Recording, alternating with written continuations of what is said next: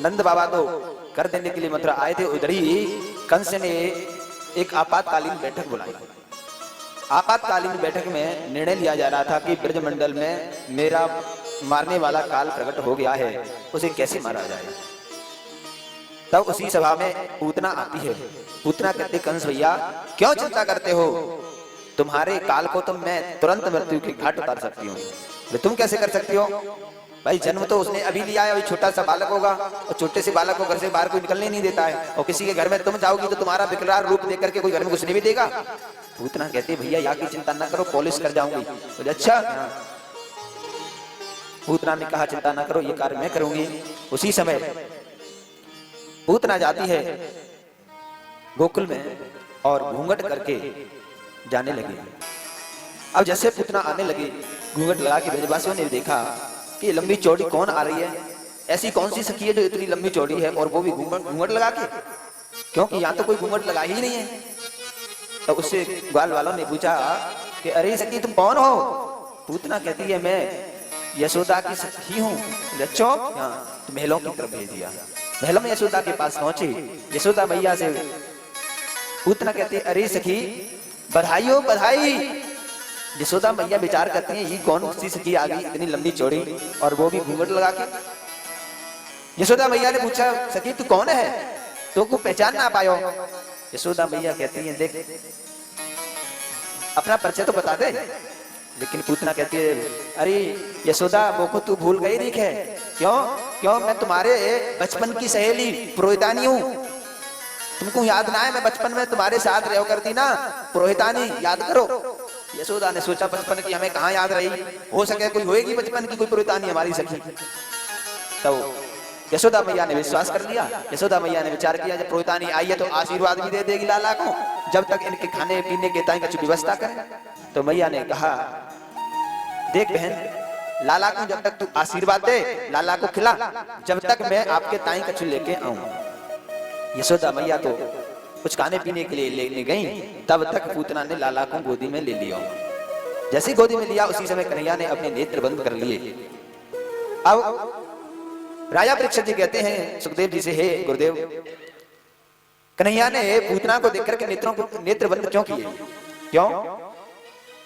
यहाँ पर आचार्य सुखदेव जी कहते हैं, देखिए नेत्र इसलिए बंद किए क्योंकि कन्हैया के नेत्रों में सूर्य और चंद्रमा का वास होता है, और दूसरा भाव यह है कि नेत्र इसलिए बंद किए क्योंकि पूतना अपने स्तनों से कालकूट विष लगा करके आई थी मारने के लिए, और कन्हैया नेत्र बंद करके ध्यान करते हैं कि हमें माखन मिश्री खाने के ताई आए हम तो, और हमें जहर पीवे को कोई अभ्यास है ना है, या के ताई तो भोले बाबा को अभ्यास है, भोले बाबा को ध्यान किया, इसलिए नेत्र बंद किए। और दूसरा भाव ये है कि पूतना जो कालकूट विष लगा करके आई है, ये बालकों को मारने वाली है, बाल हत्यारी है, तो बाल हत्यारी का मुख नहीं देखना चाहिए, इसलिए कन्हैया ने नेत्र बंद किए। लेकिन दूसरा भाव ये भी है, जो कि कन्हैया ने नेत्र इसलिए बंद किए कि कन्हैया विचार करते हैं कि ये कालकूट विष लगा करके तो आई है, लेकिन काम क्या करने वाली है, जो मैया यशोदा स्तनपान कराती है वही कार्य पूतना करने आई है, तो इसके लिए कौन सी मुक्ति प्रदान करूं। क्यों, क्योंकि भले ही द्वेष भाव से सही, लेकिन स्तनपान करा रही है। तो कन्हैया ने उस पूतना को श्रेष्ठ मुक्ति देने के लिए विचार किया कि कौन सी मुक्ति दूं। इस प्रकार संतों के अनेक अनेक भाव हैं। उसी समय अब देखिए पूतना कब आई थी ये भी समझ लीजिए। पूतना आई थी चतुर्दशी के दिन। क्यों चतुर्दशी के दिन ही क्यों आई? क्योंकि पूतना 14 स्थानों पर वास करती है।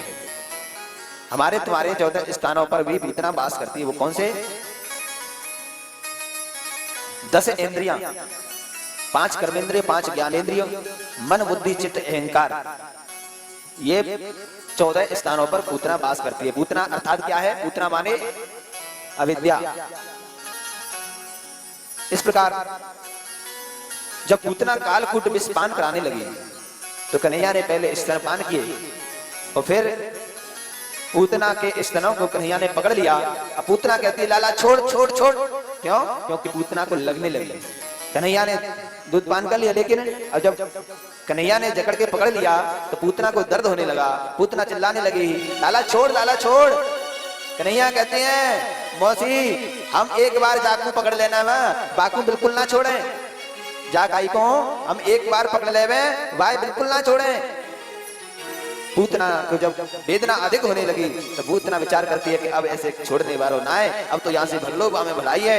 तब पूतना भागने लगी, अपना विकराल रूप बढ़ाने लगी। पूतना का शरीर बढ़ता चला जा रहा है और महलों से बाहर निकली, भागी दौड़ी मथुरा की तरफ भाग रही है। जैसे ही विकराल रूप बढ़ा, उसी समय सभी ब्रजवासियों ने देखा, अरे ये इतनी बड़ी कौन सी राक्षसी आ गई, देखो भाई देखो कितनी बड़ी राक्षसी है। अरे देखो देखो लाला को लेके जा रही है, देखो देखो लाला को लेके जा रही है। सभी ब्रजवासी दौड़े भागे, अरे लाला को लेके भागी, मैया यशोदा भी दौड़ी भागी। सभी ब्रजवासी कन्हैया को पूतना से छुड़ाना चाहते हैं। जाकर के जब कन्हैया ने विचार किया कि अब तो मौसी को दक्षिणा देनी होगी, लेकिन दक्षिणा काम ना चलेगा, तब कन्हैया ने अपने भी रूप की शक्ति को बढ़ाया और पूतना धड़ाम से जमीन पर गिर पड़ी।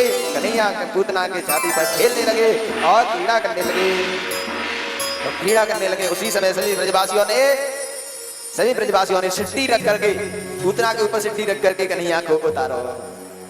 जब ब्रजवासी सभी कहते हैं, अरे इतनी बड़ी राक्षसी छोटे से लाला को न जाने कहा करती मारती होती, जो तो भगवान ने रक्षा कर दी।